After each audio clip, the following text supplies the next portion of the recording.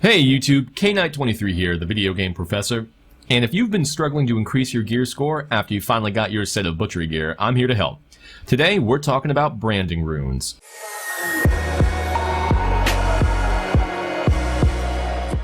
Branding runes are very easy to get, although finding the ones that are right for your character are going to be a lot trickier. These runes are absolutely essential to pushing your character to the limit and increasing their relative gear score.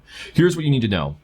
Branding runes drop throughout heroic mode dungeons, from mobs, chests, and bosses, and will have a level associated with them. The level of the branding rune relates to the level you need to be able to use it. Additionally, each rune will have a minimum item level it can affect, so if a branding rune is level 46, you must be level 46 to use it. The description of the rune will tell you what item levels it can affect. Higher level runes can only brand higher level items. There are rune types for each piece of equipment you can find. What piece of equipment the rune affects is in the title of the rune, and that can't be changed. Now, when it's time to start branding, you need to know what to look for.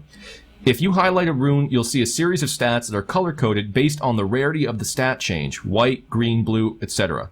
When you equip a rune, the rune stats will replace those of the item you're branding. Note, some items have permanent stats that can't be altered by branding runes. These stats that will change will appear in the tooltip if you highlight the rune with your cursor. Here's the important part, prioritization. When you're looking at branding an item, your goal should be to prioritize the following stats for maximum efficiency and raising your gear score. Your first priority should be your primary stat, strength for berserkers, intelligence for evokers, etc. After that, you should focus on fortitude. Finally, there are two orange stats that you want to prioritize as well. Those are artifact amplification and item stat amplification. As the name implies, these effects will raise the benefit of the items or artifact stats for that item only. Until you have higher level artifacts, item stat amplification is probably the better choice of the two. These orange stats are definitely the highest priority and should be chosen, especially if the gear or rune you're branding offers your main stat. Overall, you'll look to brand artifact amplification, if artifact is high enough, then stat amplification, your main stat, fortitude, critical or penetration chance, depending on how you're building your character, then physical or magical defense, depending on what you're weak in. Everything else is up to you, but by branding in that order, you'll notice your gear score rise quickly along with your character's power. If you don't have runes you want or like, you can quickly and easily combine them. Open up your inventory and right-click on a rune to bring up the combination screen. Place runes of the same type, for example, chest and chest. Click Combine, pay some silver, and you'll get an entirely random rune of the same type.